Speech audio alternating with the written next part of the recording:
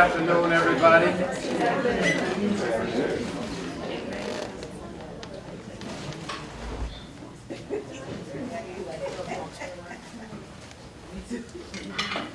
Thanks so much for coming out and enduring our inclement weather.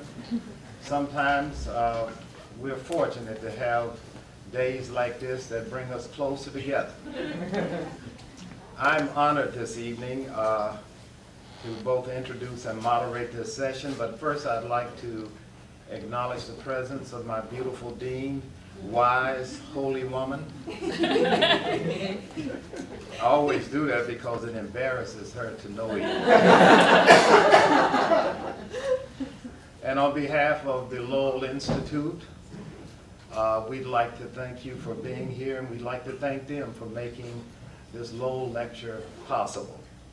I'm not going to spend a lot of time talking, but I'm so aware of the presence of the holy when it's in our midst. I was with Reverend Blackmon this summer at the Haley Farm, and we were both working, but she brought something with her that I'll never forget. She preached about staying on the boat or something like that. And the text was the shipwreck of Paul, and how it's so important for us now, though we're in an age of fragmentation and in an era where we're no longer just postmodern, we're post-postmodern. And there are very thin threads that hold us together. But she encouraged us to hold on to those small pieces. And perhaps it is possible that we can create a new world if we dare to be courageous and covenant together. I'm also honored because I'm a fellow UCC. Most people don't know that. I pastored UCC Church, and I also was dean of the chapel at Dillard University. And so Traci Blackmon and I share some history. I'd like to introduce Traci, and then I would like for you to be prepared for questions and answers. I'll gladly moderate. Kind of form your question. If it's a statement or a lecture or a sermon, we're going to ask you to reserve that until maybe, cocktail hour or some other time. But formulate your questions, and I'll be so happy to make those available to Reverend Blackmon. The Reverend Traci Blackmon is the Executive Minister of Justice and Witness Ministries of the United Church of Christ and Senior Pastor of Christ the King United Church of Christ in Florissant, Missouri. She was initially ordained in the African Methodist Episcopal Church, and she served in various ministry capacities for 9 years prior to becoming ordained in the United Church of Christ, and installed as the first woman and the 18th pastor in the 159-year history of Christ the King United Church of Christ. A registered nurse with more than 25 years of healthcare experience, Reverend Blackmon's clinical focus was cardiac care. Wouldn't that be interesting? Yes. That's fabulous. In later years, her focus shifted to mobile health care in underserved communities, with the greatest health disparities being in her region. She earned a Bachelor of Science degree in nursing from Birmingham Southern College in 1985 and a Master of Divinity from Eden Theological Seminary in 2009. She's a well-known speaker in a number of venues, regional, national, and international, and a frequent contributor to print publications. She asked me before I came up not to read everything here, and I'll obey. She told me to let you know that she's just simply a disciple. Ladies and gentlemen, I welcome a disciple, Reverend Traci Blackmon.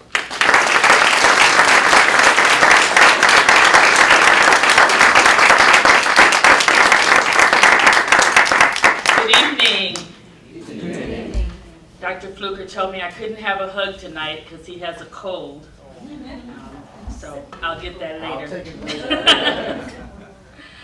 Thank you so much for inviting me and for having me here on this important weekend, this important week, really, for honoring the memory of Dr. Martin Luther King. I have a little bit of difficulty in saying celebrating, because this is the 50th anniversary of his death, not his birth, but commemorating all that he contributed in his brief life.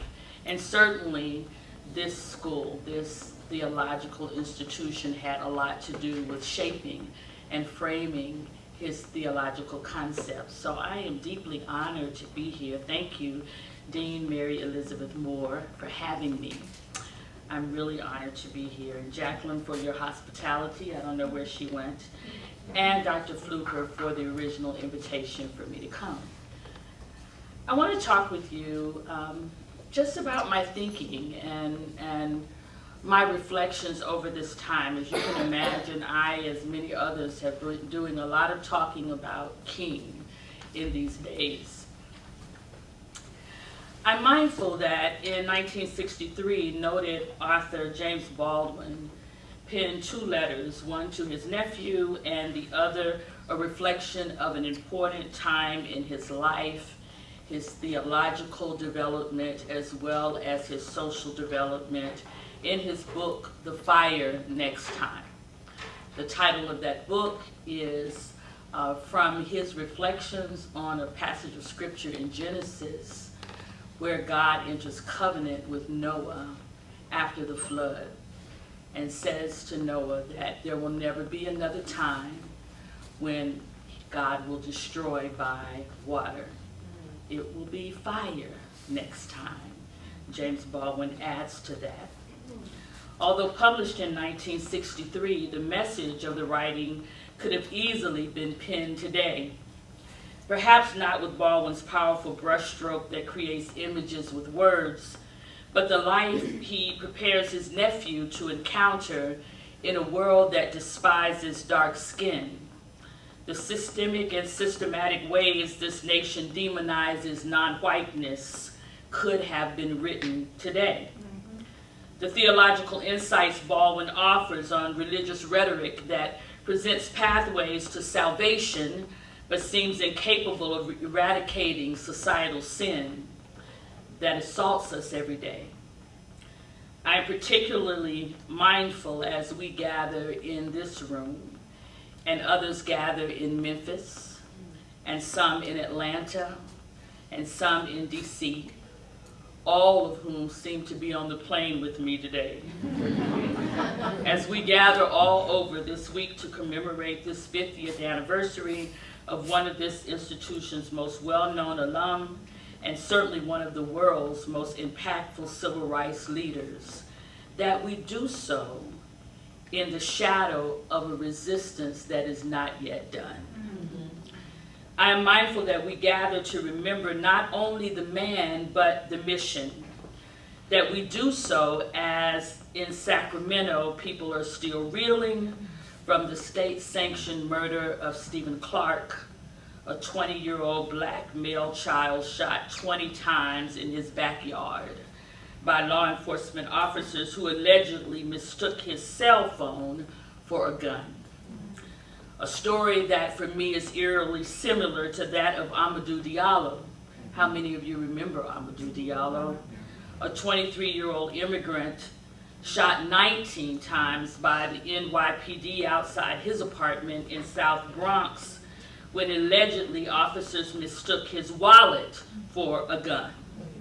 In Amadou's case, the officers shot 40 times, striking him 19 of those times, which causes me to ask myself, and tonight to ask you the question, just how many bullets does it take to kill a black man? I am mindful that we are gathered here following last week's court decision in Baton Rouge, Louisiana, to not charge officers involved in the 2016 killing of Alton Sterling while he was selling CDs on a corner. I am mindful that even in this day, 2 years after that verdict, I have spent the last 3 days on conference calls with clergy in Baton Rouge, trying to figure out how to show up for the pain that keeps happening.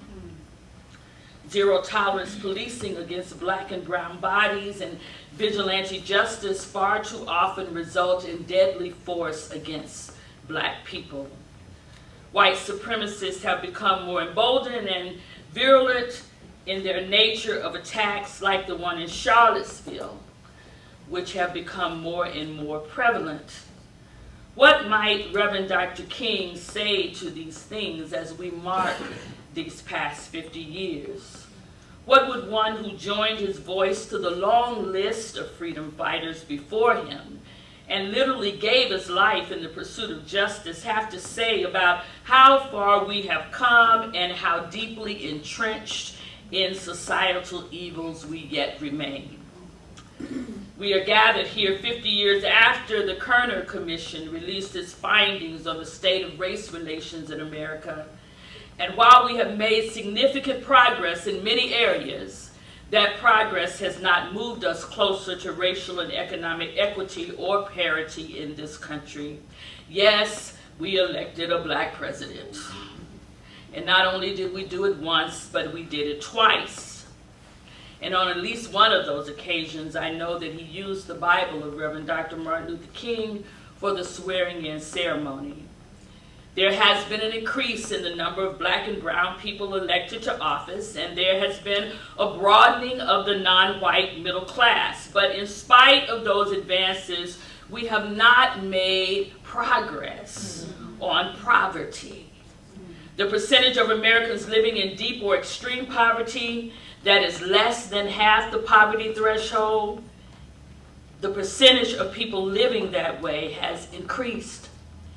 Economic inequality has increased, with the rich profiting at the expense of working class people, and the wealth gap between blacks and whites continuing to widen, with white wealth averaging 12 times that of blacks.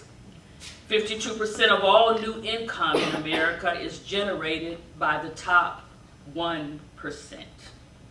Schools are not integrating, they are resegregating, and the percentage of children living in poverty has increased from 15.6% in 1968, the year that King died, to 21% in 2017. Our child poverty rate is the highest among industrialized democracies.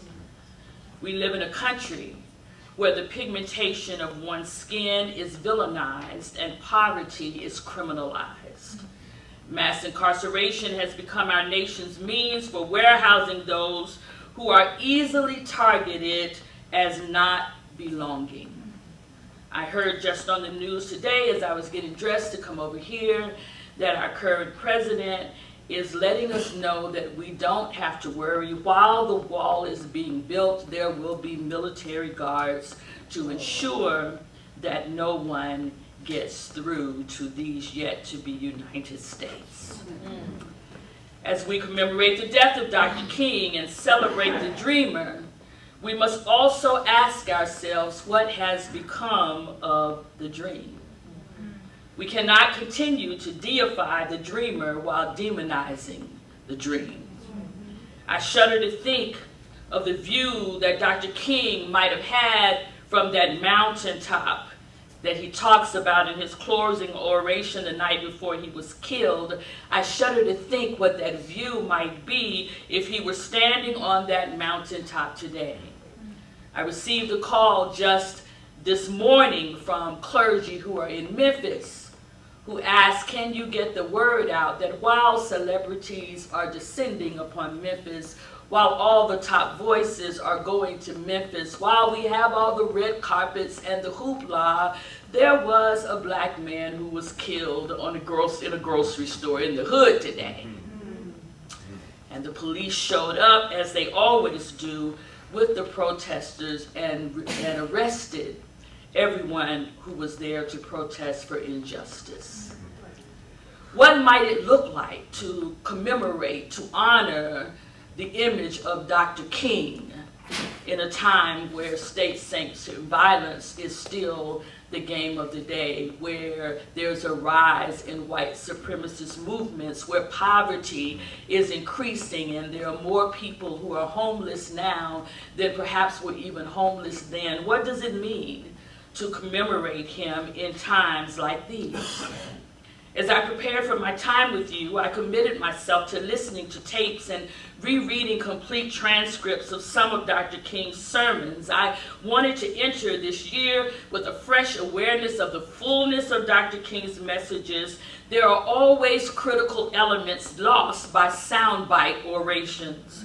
Particularly for this evening, I placed Dr. King's last sermon, often referred to as the mountaintop speech, delivered at Mason Temple Church of God in Christ in Memphis, Tennessee, the night before he died, on repeat.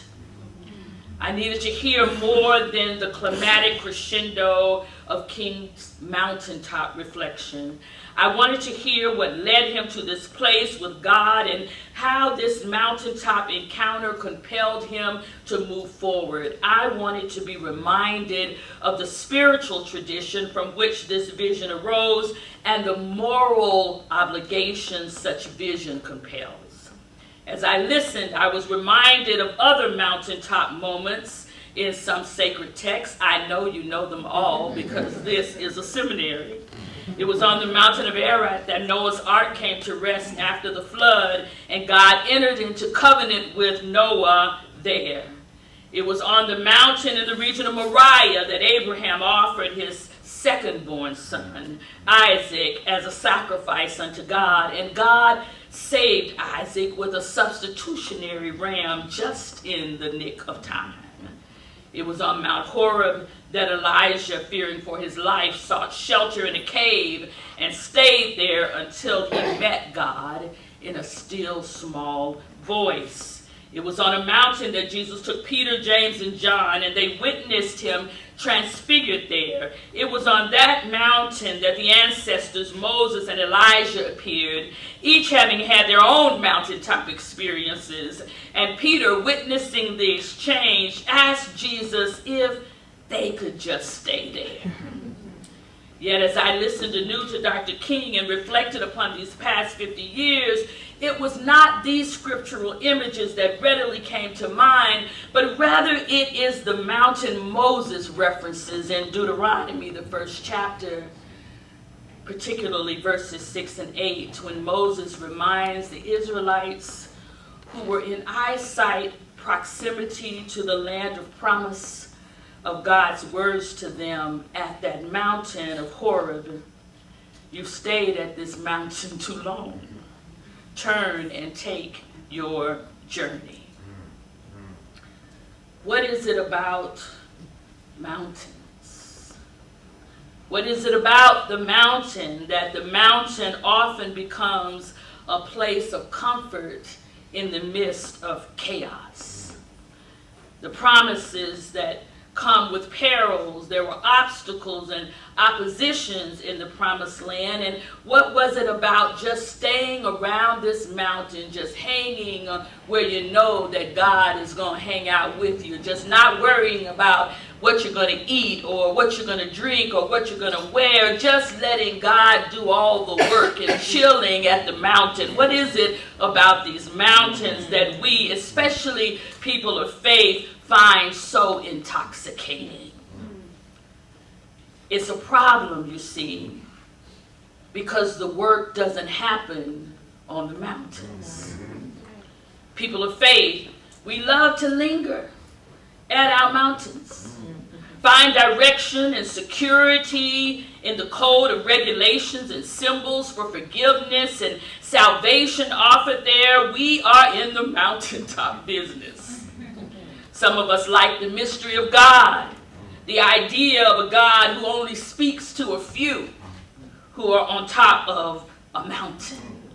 A God who raises God's voice with thunder and lightning and chastises the wickedness of the world from afar. A God who provides caves for us to hide in and rams when the sacrifice is too great. Yes. Yet, the God of this text makes it abundantly clear The mountain was never intended to be a dwelling place. Yes, yes. In each of these experiences, from Noah to Abraham to Elijah to Jesus, and in this moment, I would suggest even to Dr. King, the one called to the mountain for direction must always come down from the mountain to do the work. Yes. The mountain is never intended to be a dwelling place. Revelation happens on the mountain, yes, but transformation only happens in the terrain. And my fear, my friends, is that even in this time of appropriate commemoration and adulation, we satisfy ourselves by encamping around the mountain that has become the revised imagery of Reverend Dr. Martin Luther King. We make ourselves content to show up for proclamation, to celebrate his oration, but far too often we absent ourselves from the work that Dr. King's life was all about. And so as we gather with many others in diverse places this week to be reminded of the work of Dr. King, as we commemorate Dr. King's death, we are also here to be challenged not just by his death, but by his life. This should not seem unfamiliar to you, as just a few days ago, we celebrated this same call in the resurrection of Jesus. A resurrection that also reminds us that there are obstacles. A resurrection that also reminds us that there are stones that may get in our way. A resurrection that also reminds us that even in an empty tomb, some things have to be left behind, and we cannot take our death clothes with us into a resurrected life. Wow. I've come to remind those of us still on this journey towards freedom that we do not have the privilege or the luxury of staying around this mountain too long. You see, America has come to love the dreamer, but America hates the dream. Yeah. And if we are not careful, we will find ourselves loving the mountaintop experience and yet missing the movement. Yeah. It's time to leave the mountain. We have been at the mountain 50 years too long. This is also the 50th anniversary of the Kerner Commission report. Does anyone remember the Kerner Commission report? It was initiated by former President Lyndon B. Johnson in the aftermath of racial unrest in 1967. And in February of 1968, the report concluded 50 years ago that our nation was moving toward two societies, one black and one white, separate and unequal. A few weeks ago, the Eisenhower Foundation released Healing Our Divided Society as a 50-year update to the Kerner report. And sadly, the conclusion remains the same. In spite of great progress in black and brown communities politically, economically, and educationally, there has not been a significant narrowing of the wealth gap between blacks and whites. Nationally, we have not made progress on poverty. We have the highest child poverty rate among industrialized democracies. And according to statistics, in Memphis, where we will have the greatest commemoration, given it is the site of his death, 48.3% of children in Memphis who have black skin live in poverty. So while we may celebrate increases in educational attainment and increases in jobs, we must be careful to note that the income gap between blacks and whites is not changing. And there is a difference, my friends, between employment and equity.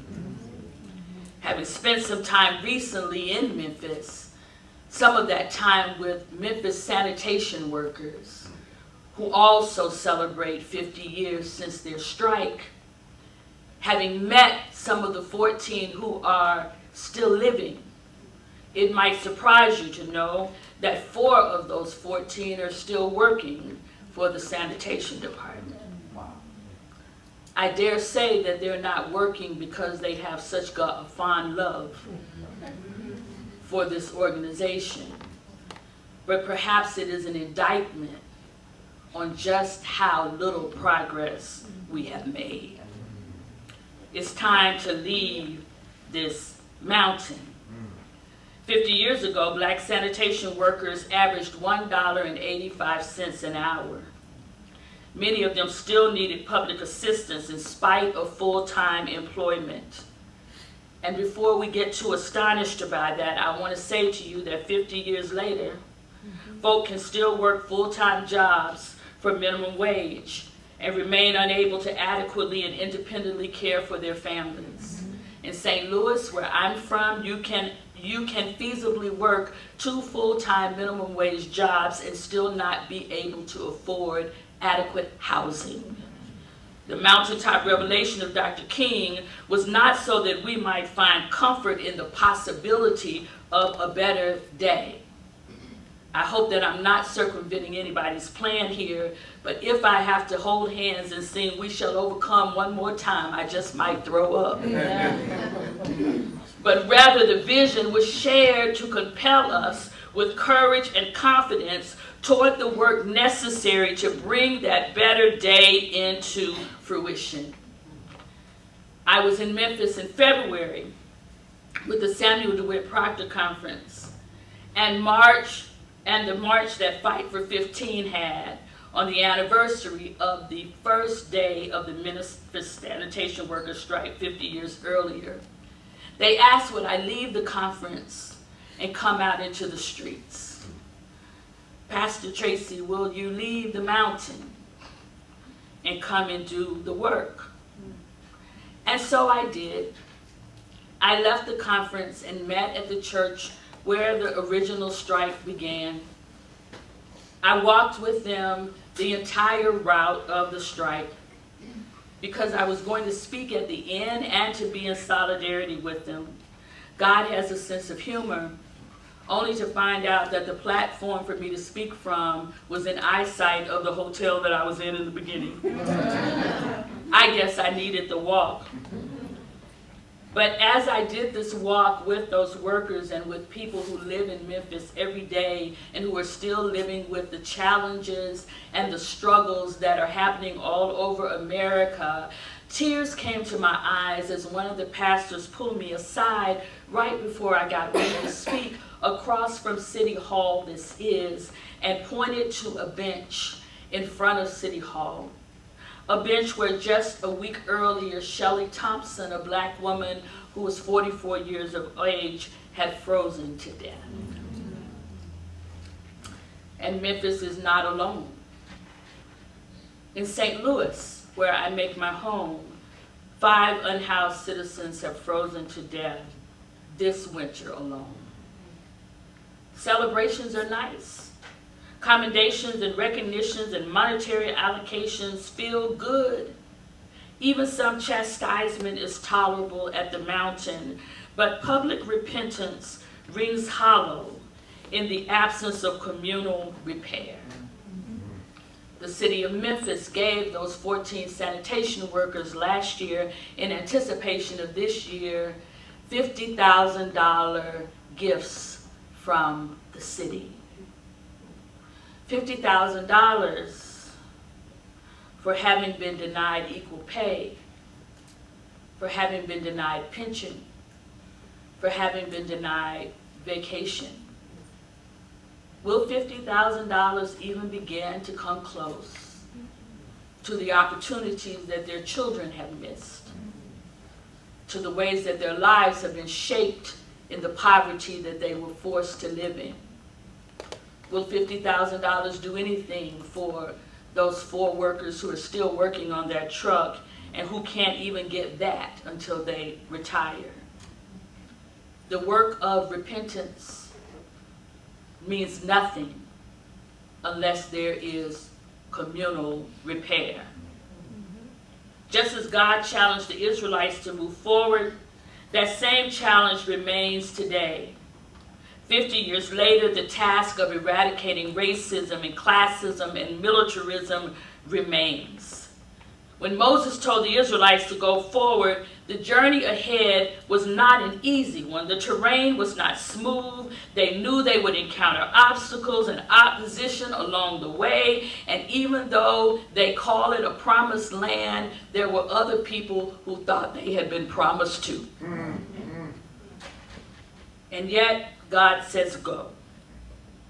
Because changes don't happen if we continue just to gather around the mountain. And the same is true for us, my friends.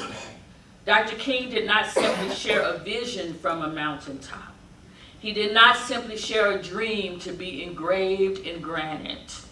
Dr. King shared a plan, a way to navigate the difficult journey ahead. Dr. King called for unity. As a matter of fact, he stated that liberation does not begin with the acquiescence of the oppressor, but with the unification of the oppressed. The fight for liberation requires our presence and not just our checkbooks. We have to show up. We must show up and we must stay focused, and we cannot allow ourselves to be derailed by premature victory laps. This is what always happens to us. Someone gets a little bit of gain and we forget about the masses who suffer still. One of my greatest concerns in the fights that we're having now, ironically, is not about the black-white issue. It's about the brown-white issue. It's about positioning DACA against immigrants. It's about suggesting that it would be satisfactory for some to be allowed to stay at the expense of others being allowed to stay.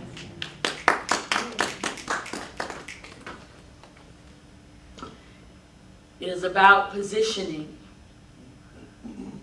women against men, gay against straight, trans against everybody. It's about an ideology that we have too often embraced that says that someone has to lose so that someone else can win. Yeah. And I come to you today as a great honor and a great privilege to talk about the authority and the power you have to make a difference in this narrative. I come to ask you, during your time here, to study the scripture thoroughly, to investigate and to interrogate, to do as your professors are asking you to do, to challenge what you've always thought you knew, to ask what might be necessary for us to live into the dream that Dr. King indeed had. I come to ask you, because you are in a unique position to deconstruct a theology of chosenness. I come to ask you, because whether or not you are religious in your behavior and your identity, or whether or not you just drink the Kool-Aid because you have to live here with the rest of us, theology undergirds everything in this country. Yes. And the notion that we have given ourselves that there are some people that God would love more than God loves others is a false one. Say it. And it must be deconstructed. I suggest to you, my friends, that the issue that we have in the United States at its core fundamentally is not a political one. It won't be won by votes. It's not a societal one. It won't be won just because we have a good time. It is at its core a theological one. It is one that has groundings all the way back to the papal document, Doctrine of Discovery. It is one that allows the taking of land Preach, Reverend. and the denying of the humanity of people. It is one that wove its way through blood and tears into slavery in this country. One that says that if I don't accept your humanity, then I don't have to acknowledge your soul. And therefore I get to stay holy and you get to stay in hell. We are the ones who must have a revolution. We are the ones who must leave the mountain. Well, why are you talking to us? We're here doing the work. Because most of us who are out in the trenches now, we were at one time here like you doing the work. We came into institutions that were reputable and tried to teach us a different way. We deconstructed our theology and put it back together. We let go of our Sunday school lessons and we started to think a new way. But then all too often, when it's time to leave the mountain, we leave all of that new awareness where we found it. We go back into churches and we accept appointments and we teach watered down gospel so that we can keep our salaries. We go and bring back Sunday school books that teach the very stories that we now know are a lie, and we repeat it over and over and over again, content to just sit by the base of the mountain, make our sick visits, have our communion, do church, get our check, and act like we are causing change. Come on. There's a reason why the community of faith must be called in to action. We can no longer, my friends, afford the luxury of waiting for justice to come to us. We must go to justice. We can no longer afford the luxuries of inequity that increases the profit of the rich at the expense of the poor. We must focus. We must keep our attention on the issue. We must not become priests of the empire instead of prophets of resistance. We can no longer preach a gospel that promises a justice over there and fail to fight for a justice over here. We must always anchor our external direct action with the power of economic withdrawal. We must make the world smaller and not larger. If God has the whole world in God's hands, then we too must have the whole world in our hands. We must make the connection between the oppression of black and brown people in the United States and brown people in Palestine, Yes. and brown people in the Congo, and brown people that are marginalized in Syria. It can no longer be justice for just us. During my time in Ferguson, one of the most eye-opening incidents for me occurred in the heat of the resistance, when law enforcement was lined on one side and protesters on the other side, and snipers were on the roof and military vehicles were in the street. You may have seen it on TV. There was one thing you couldn't see on TV. That was the tweet communications that were going on between resistors in Ferguson and resistors in Palestine. You couldn't see on TV that Palestinian youth were telling Ferguson youth, this is what they're going to do next. We recognize the tactics. You need to know how to make gas masks because you won't have enough for what you're going to need. When they do this, they're getting ready to deploy tear gas. You need to know what you need to buy so you can get the gas off of your skin. Always be aware, don't wear contacts into protest because they're going to put gas on you and your eyes won't be able to take it if it gets between your lens. This is conversation between Palestine and Ferguson. Wow. Thanks be to God. Because the world is not as big as it used to be.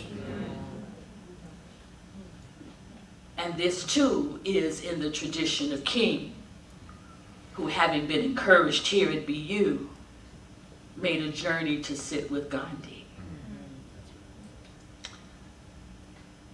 Superficial confessions, palliative commemorations, with no intent for structural repentance, no intent for communal repair, have worn thin. It is time to leave the mountain.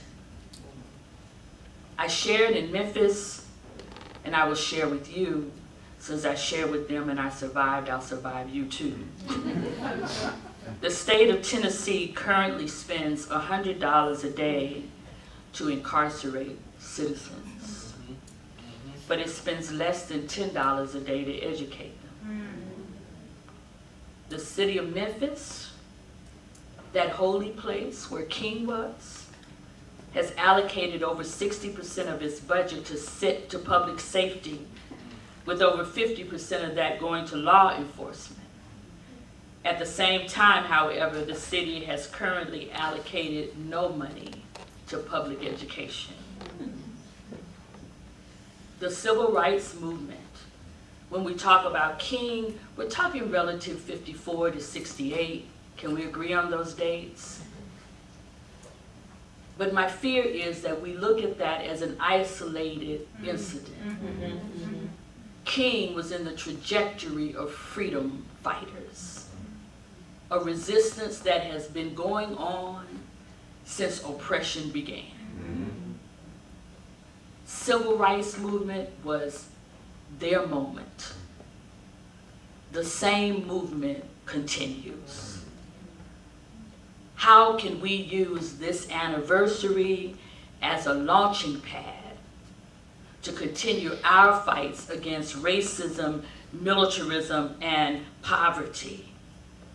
What tools did they use then that are no longer enough now? And what tools do we have now that they didn't have then? One of the reasons that you know about Ferguson is not because of media. Media has never been on our side. You know about Ferguson because of cell phones, because of live streaming, because of Facebook, because of Twitter. We had martyrs in King's Day, not just Martin Luther King, but Medgar Evers and Malcolm X, Cheney Goodman, the 4 girls from Birmingham. We've had martyrs in our day. Trayvon Martin, Alton Sterling, Jordan Davis, Stephen Clark, Erica Garner, Darren Seals, and the vast number of youth revolutionaries that are dying every day. What was centering King's work then is the same thing that must center our work now. The struggle is global, and so is the oppression. We are calling for an articulation from this community, from the faith community, of a scripture reading that is rooted in a current context. I'm asking you to leave today and tomorrow asking yourself in this holy season, what grave clothes will not make it to the resurrection. What stones must we roll away? Human progress, Dr. King says, is neither automatic or inevitable. Every step toward the goal of justice requires sacrifice, requires suffering, requires struggle. The tireless exertions and passionate concerns of dedicated people are what will make a difference. I don't want you to just make Dr. King an image that you can talk about and look up to, any more than I think we should do that to Jesus. The power of the legacy is in the work that we do now. The power of the legacy is always in the work that we do now. The dream didn't come out of anywhere, out of nowhere. I would suggest that Dr. King's ability to envision a better world was deeply rooted in his theology, a theology that believed that we must pray not just on our knees, but with our feet. Thank you.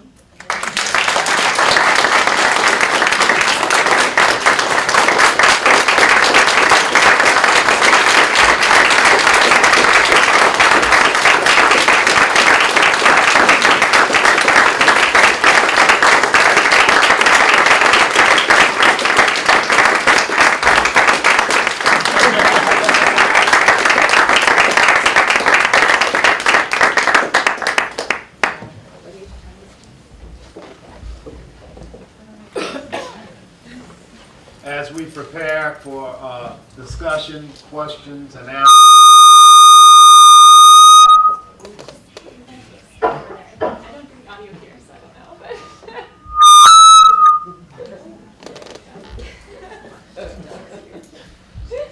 know. Don't go to that mountain. As we prepare, I want you to keep in mind that by virtue of your coming to the mic, you have given consent to be videotaped. If you don't want to give your consent to be videotaped, do not come to the mic. But you're welcome to come. Thank you so much, Reverend Blackmon, for that word. I'm strongly convicted, and I know that many here feel the same way. But I also want you to know that here at the School of Theology, your seed has fallen on good ground. We're ready, we're committed, and we're on board. Won't you come if you have some questions, thoughts that are like questions?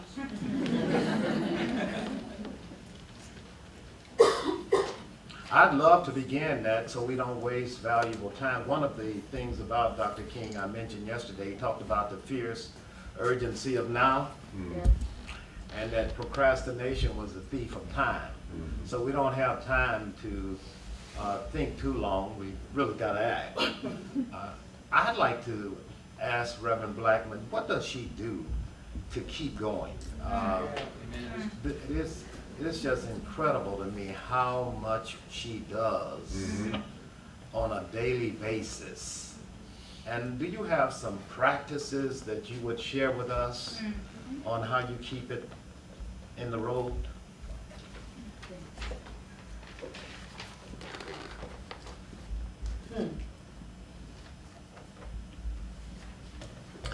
I think that when you find your passion propels you. And you have to find ways to be able to do the work you have to do and not wear yourself completely out. To be honest with you, I felt myself hitting a wall maybe about a month ago. It's been 4 years, nonstop. This week You're my first trip, but I will have been in 5 states before Friday. So yesterday, on Resurrection Sunday, I began a leave of absence from my church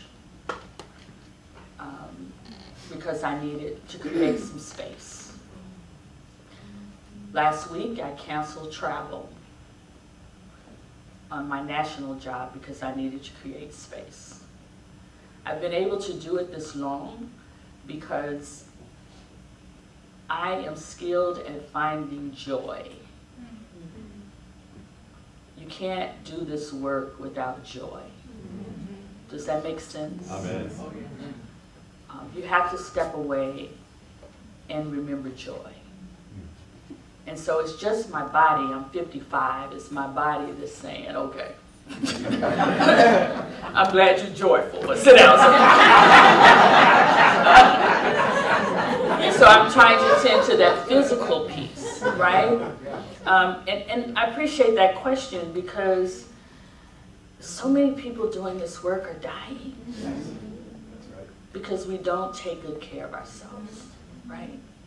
And that's good care, good self-care is also resistance. And so as I learn that, I hope that you will learn that with me.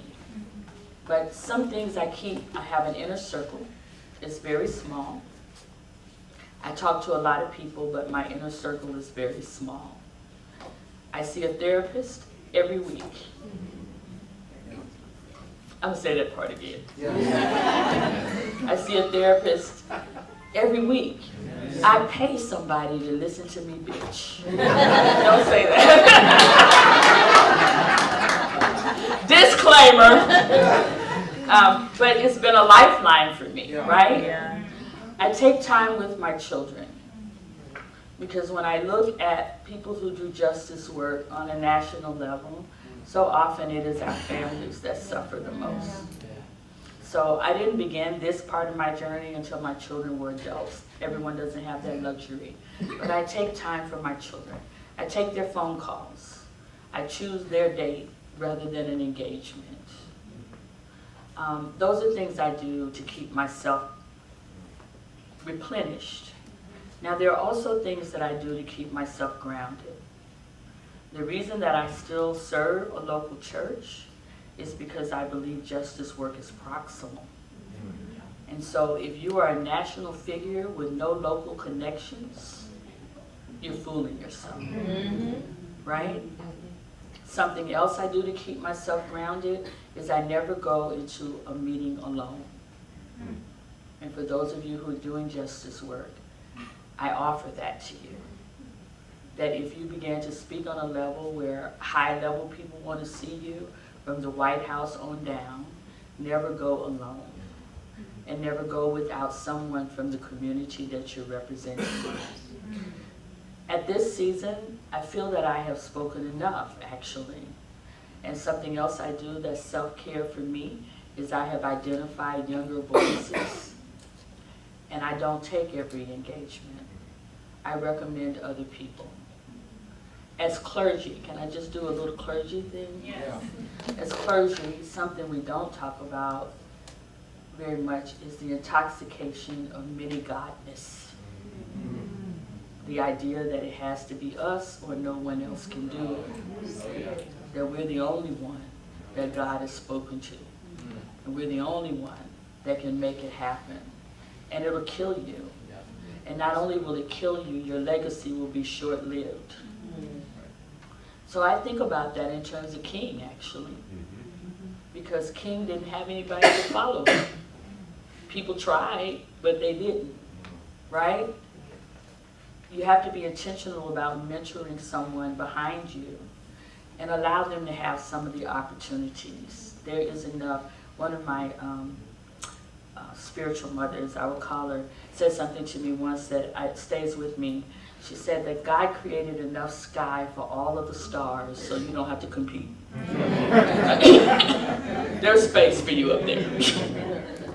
So these are some of the things that I do. I mean, I'm sure there are other things, but children being rejoiced. I spend a lot of time with children. movies bring me joy, so I spend a lot of time with movies. I read more than the Bible.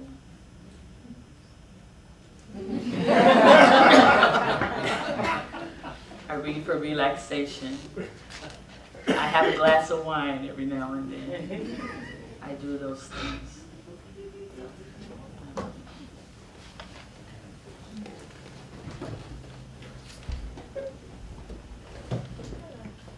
Hi. Hi. So my question to you is, are you hopeful for the future? And if so, what brings you hope? I am hopeful. When I was in seminary, I went to Eden Seminary. And in my second year of seminary, I did a trip to Ghana with my seminary class, those who wanted to go.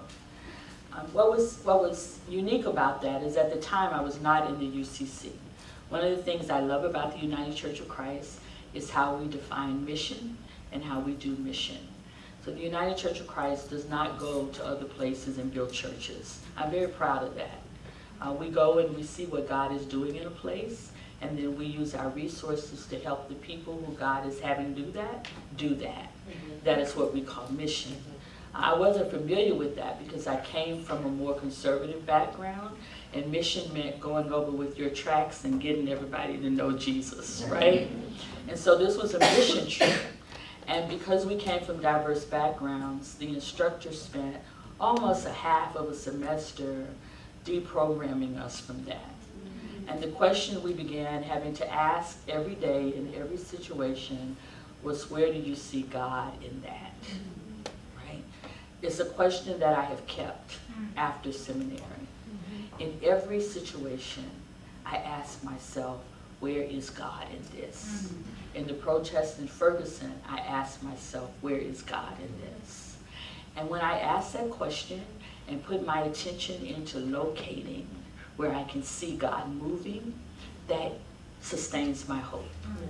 For instance, I told you about Ferguson and the militarization of the area, etc. But one night when tensions were extremely high, there were those of us who had been there every night, young people there every night, clergy there every night. We made a pact, about 15 of us, that we would not allow young people to be in the street without clergy there.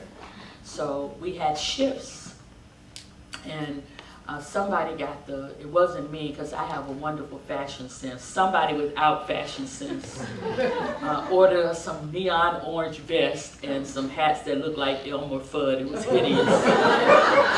But they said clergy and everybody could tell who we were. On this particular night, tensions were high, and people had been out in the street a long time, because when you have mass protests, there are people who come out to protest who make their home in protest. They don't have anywhere else to go, and protest becomes home. I don't know if people know that, but it happens in every place. It happened at Standing Rock. It happens, people hitchhike to be a part of a place they can call home. And so it became obvious that everyone wasn't going home to eat or do things that you needed to do to sustain yourself. And in the midst of all of this tension, there was a woman named Mama Cat. Her name's Kathy Daniels, but we called her Mama Cat. She and her husband Perez was retired military, were out in the streets with us every night.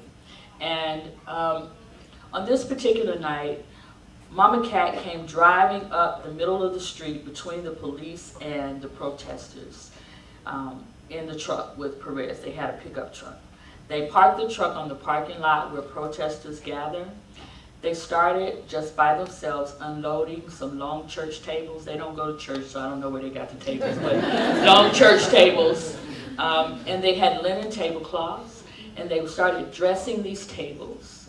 And then they put chafing dishes on. This is outside in the middle of a protest. They put chafing dishes on the tables, and then Mama Cat started pulling out these big pots of food that she had been cooking all day.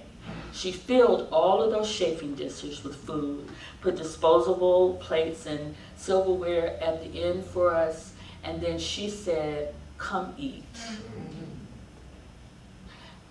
And what I saw was the most holy communion that I've ever seen. At a table that was open for everyone. Right? So whatever you're doing, even in the midst of evil, I believe God is present. Ask yourself, where is God in this? And it may not be in the resolution of whatever's going on, but it may be in the transformation of people that you see there. In Ferguson, there was a young boy who started the movement at 14. No one knew him. I won't say his name because I'm being taped.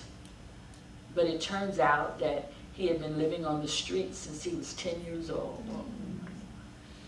No foster care system had picked him up. No division of family services had been looking for him. He had not been in school.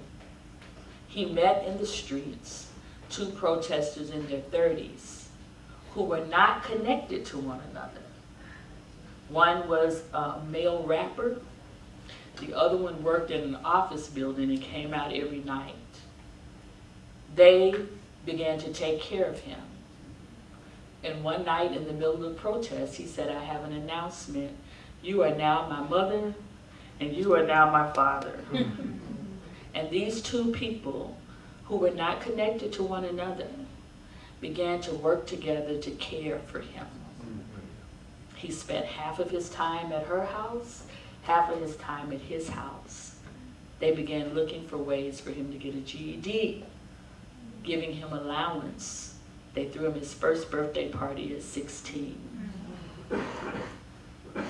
God is in that. God is in the movement of young people in the streets. Young people, many of whom left the church long ago, or the church left them. Young people who are not without God, but who are without institutionalization. God is in them. So when you find God, you find hope. Always ask yourself the question, where is God in this?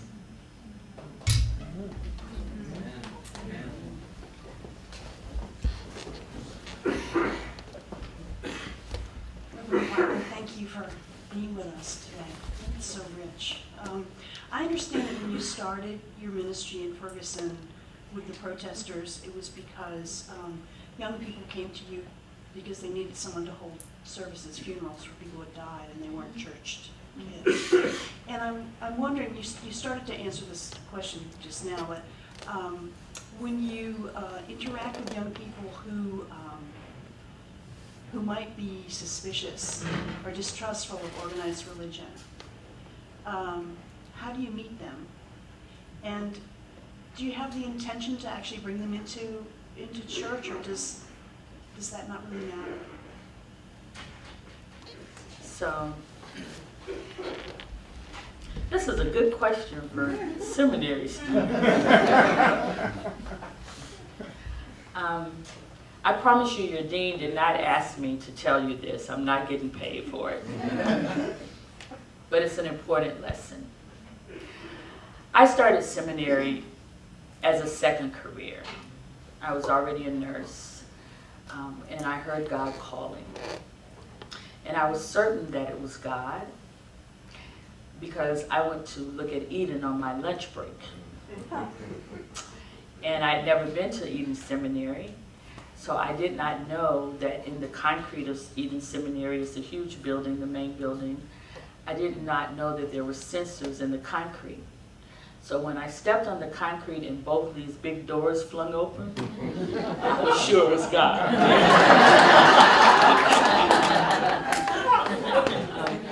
But I became more sure because it was a Monday and I had no money to go to seminary. I was recently divorced. I had 3 small babies. I was working because I had to and not because it was a hobby.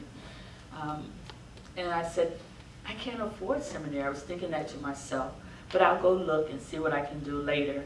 And I was walking around the halls of Eden, and the director of admissions came out and asked me my name, asked if she'd help me. I said, no, not really. I'm just looking at all these dead white men. And eventually I might come to this school.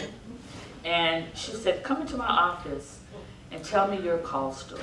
And I told her, and I don't know what else happened, but at 6 o'clock that night, I was in my first seminary class. So I started seminary before I did an application. I started seminary with no money, and I went straight through. That's not everyone's story, but it is mine, and it's relevant to what I'm going to tell you. So I didn't say they paid for me to go to seminary. I just started that way. So when I finished seminary, I had loans, and I had my children still to take care of, and I had in my mind that I was doing this degree, and then I was going to get this huge church and quit my nursing job and live happily ever after with my mega congregation.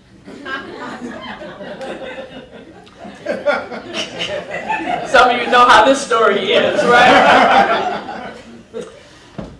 Christ the King, I am the first woman pastor at Christ the King in 159 years. Normally when people read that, then people applaud. But if you think about sexism in this society, you know that means that they have screwed it up so badly that a woman needed to come in and fix it.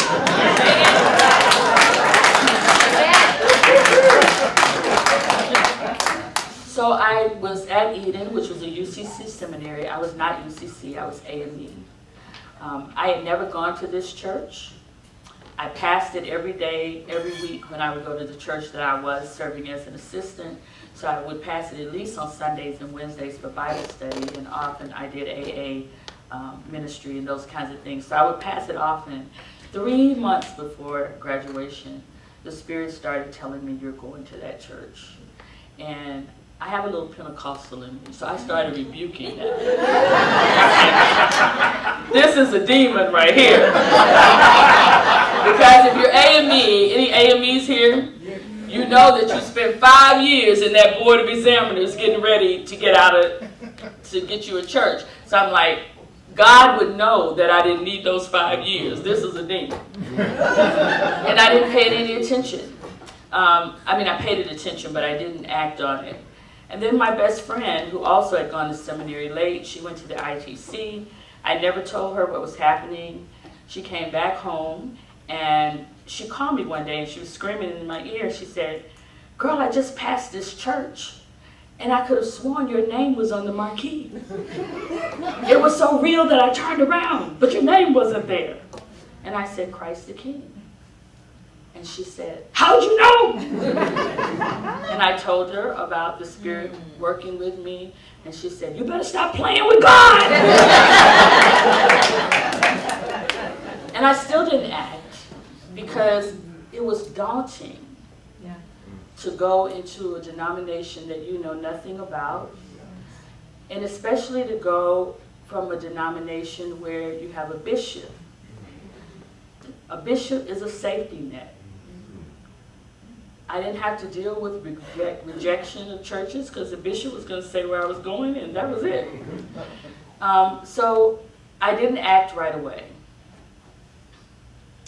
A couple of weeks later, I was to preach at the church I was serving, and I wasn't able to get my sermon together.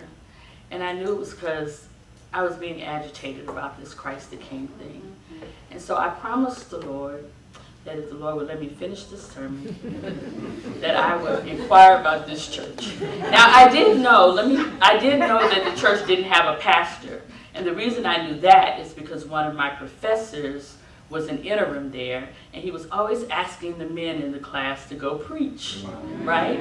He never asked me, and I didn't ask him.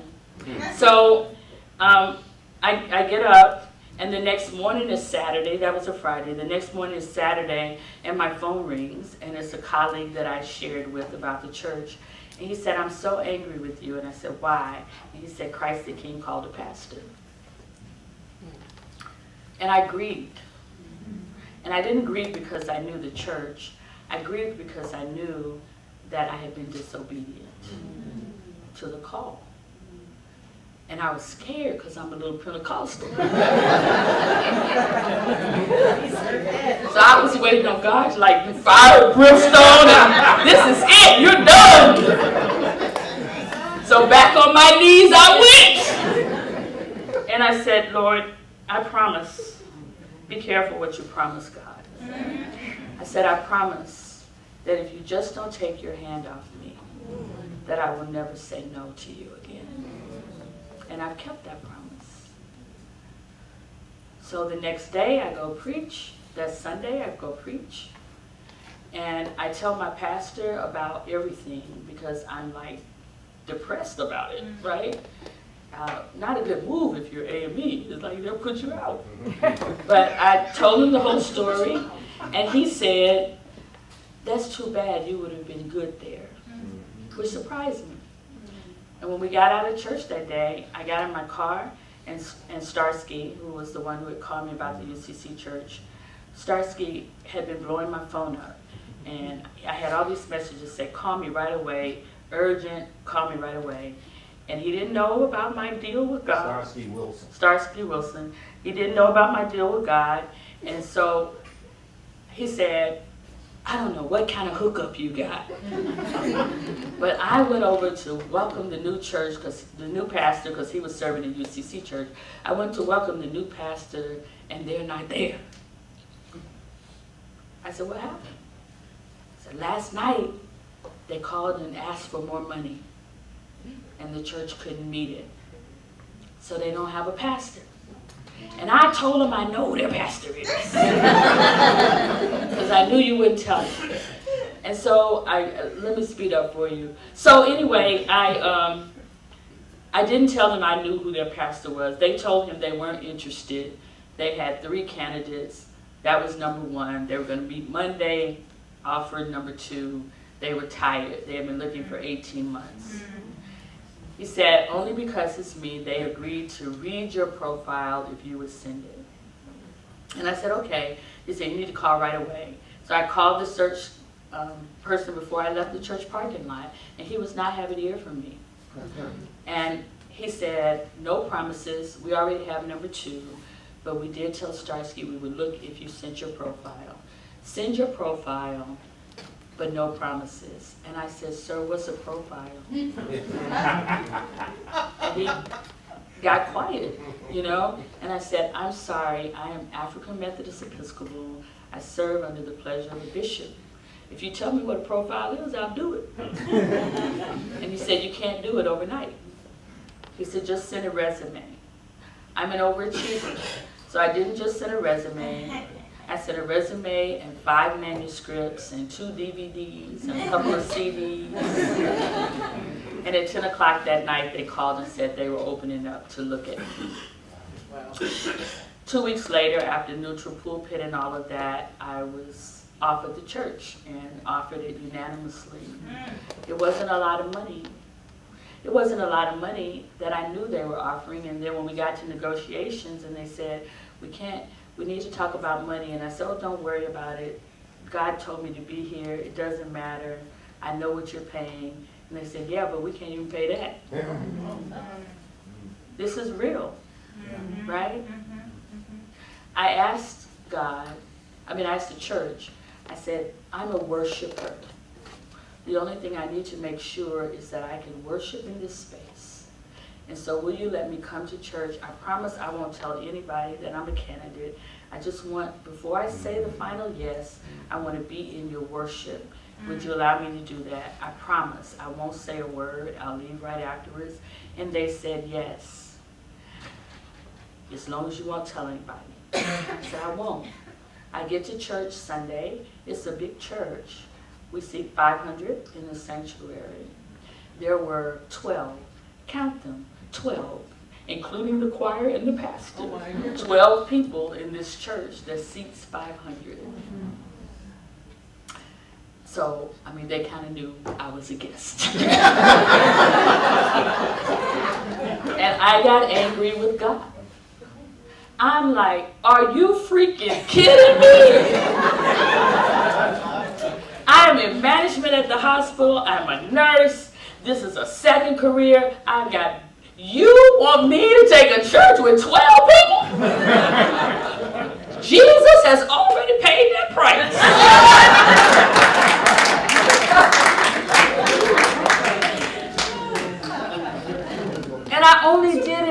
God had promised. Remember that promise? So here's the thing I want you to take away from that. Had I not said yes then,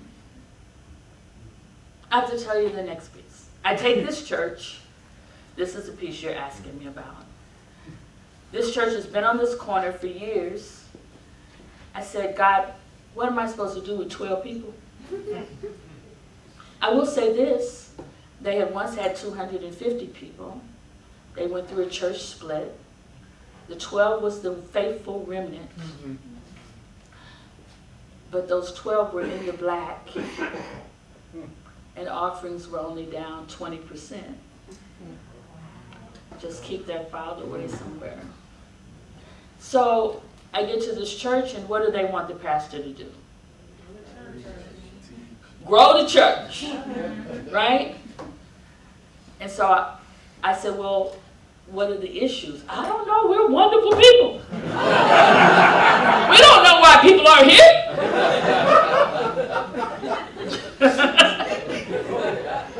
So we did a community assessment.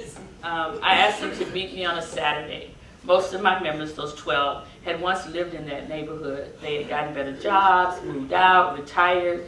So they just drove in for church. Anybody know people like that? Yeah. So I asked them to meet me on a Saturday when we were going to walk the neighborhood. It only took about 2 hours to figure out that most of the people who had once lived there and owned homes, they were now renters in the houses. Then we began to look at the neighborhood. Pay attention to the fact that the restaurants are gone and check cashing places are here. And now there's a bus stop where you didn't need one before. And now there are pawn shops and there's nothing for the children to do. Pay attention to that. We had a school across the street. We went over there. There's 85% free and reduced lunch. That tells you something about the neighborhood, right? And so from that, I did a sermon series. If you are from the black tradition, no matter what denomination, we open the door of the church at the end of the sermon. That's what we do. Doesn't matter where you come from. And so I did a sermon series called The Door of the Church is Open. And I suggested that that was about more than Jesus. It was about opening the door to the community. And I also suggested that when you open the door to the community, the people who come in are the people who are outside. And they may not look like you, and they may not be as educated as you, and they may not drive what you drive, and they may not even smell like you smell. So do you really mean that the door of the church is open? And also recognize that when you open the door, people go out of it too. So even though those 12, we might lose some if we do this. And they said, let's go. So we started in this huge space with 19 classrooms, 3 acres of land, sanctuary that seats 500, but 12 people. We decided that what we wanted to be was the community church, the church of the neighborhood. We began to offer space in our church for anybody in the neighborhood who had a vision or a dream or a business, and they needed space, but they didn't have money. And we didn't charge for the space, except that you had to serve the community for free. If you charged, then you had to tithe to the church. And all of a sudden, we had these ministries. We had robotics, we had dance classes, we had tutoring, we have a computer lab, we have a library. We have all kinds of ministries that were not from my members, but from the community. We decided and made it our slogan that you may have a pastor on Sunday, but this is your church Monday through Saturday. And we opened the doors that way, right? So my contribution to that was we also noticed that we had increasing violence, gun violence. Lots of people were dying. And I don't know about in Boston, but in St. Louis, it's difficult to have a funeral in a church if you're not a church person. And many times the young people would die and their parents would want a church funeral. So we began to give our space free of charge. You didn't have to use me. You could bring in your own pastor. But if you didn't have a pastor, I would do the funeral for community members, and we were doing more. As a matter of fact, I asked your prayers. We're doing a funeral next Saturday for a 7-year-old who was killed, shot by his 5-year-old brother. Who found a gun in the house. I'm anti-gun. And thought that he would play Grand Theft Auto. So he thought his brother would get back up, and he died. We're doing that as a community funeral. But my journey in Ferguson didn't start in 2014, it started in 2013. In August of 2013, a 21-year-old young woman was killed in a drive-by in St. Louis. The bullet was meant for her fiance, but it hit her in her head, and she died instantly. Her grandmother had heard that we did funerals. We allowed people to use the space, and she called and asked could they have the funeral. We said yes. I always meet with all the families, and when I met with her, it became apparent they didn't have a pastor. And so I did the funeral. They asked me, and I did the funeral. The church was filled, standing room only. And unbeknownst to me, there was a 24-year-old young woman, her name is Sierra Irby, who came to that funeral. She had never been in a church since she was 14 because she was sexually violated in a church at 14. She and her mother swore they would never go into a church again. She only came because her best friend was in the casket. She didn't say anything to me.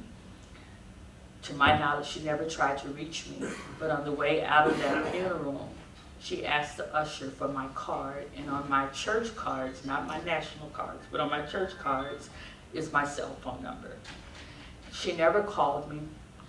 She never came back to the church. I would know we hadn't grown that much.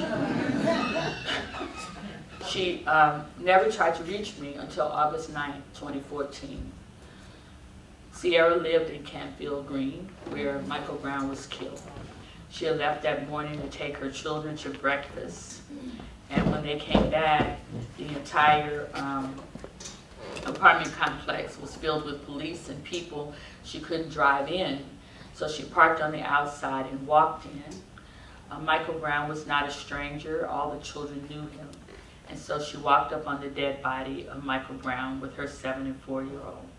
Her 7-year-old son, Jordan, began screaming and said, "Who killed Mike? Who hurt Mike?" And she didn't have an answer.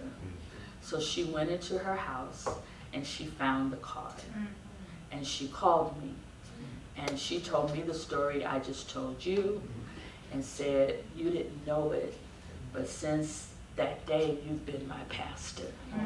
And I need my pastor to come to Ferguson." So I tell you this story, it's a long story, but it's an important one because you cannot underestimate the hand of God. And if I had said no to those 12 people because I thought I deserved more, and I didn't, they deserved more. But if I had said no there, then I would not have been in a place to open up a church to the community. And I wouldn't have been able, had I not opened the church to the community, I would not have been doing funerals to people I didn't know. And had I not been doing those funerals to people I didn't know, Sierra would have never come inside the church. Sierra, who by the way sings in my choir and has brought all of her family, but I did not proselytize her. If I can be candid with you, I find more church in the streets than I find in the buildings. So she's there, but even if she wasn't there, I would still have the same relationship with her. And if she hadn't come to Christ the King, then she wouldn't have had my business card. And if she hadn't had my business card, then she wouldn't have called me a year later. And if she hadn't called, I probably would not have been in Ferguson that early. Ferguson was something different, so I probably would have gotten there. But to be honest with you, Michael Brown was number 169 that died in St. Louis that year. We, like many of you, have become desensitized to murder. How many times do you see somebody shot on the news and you go ahead and turn on Scandal? We see it too much. If she had not called, I would not have had to respond. And if I hadn't had to respond, I wouldn't have been where I needed to be. And if I hadn't been there, I wouldn't have been at the United Church of Christ now. And if I hadn't been at the United Church of Christ now, I probably wouldn't have been at Haley's Farm. And if I hadn't been at Haley's Farm, then Dr. Fluker would not have called and asked me to come here. It's all connected. So never underestimate the journey, whether it's one person or 100 people or 1,000 people, everybody is worthy. Yes. And God will make a way. Yes. Yes. So now I have 4 ministers that serve with me. And my salary has increased tremendously. And I don't need it. So I give it back so that those 4 ministers can receive compensation for what they're doing. It all works together for the good of those who love the Lord. So when you leave this place, you may not be Joel Osteen.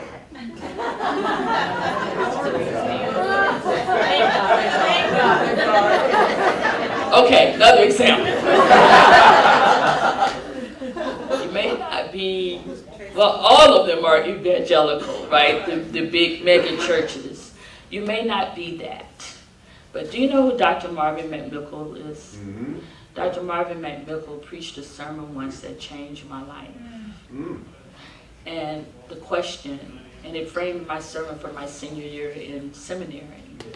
The question that I asked was, can you be faithful without fanfare? And it was based on the story of Matthias. Everybody is not going to be Peter, James, and John. Everybody's not going to be Mary Magdalene. Somebody got to be Matthias. Do y'all know who Matthias is? And you think Matthias is bad? Poor Justice didn't even get that. But God honors it all. Sorry for the long answer. Come on.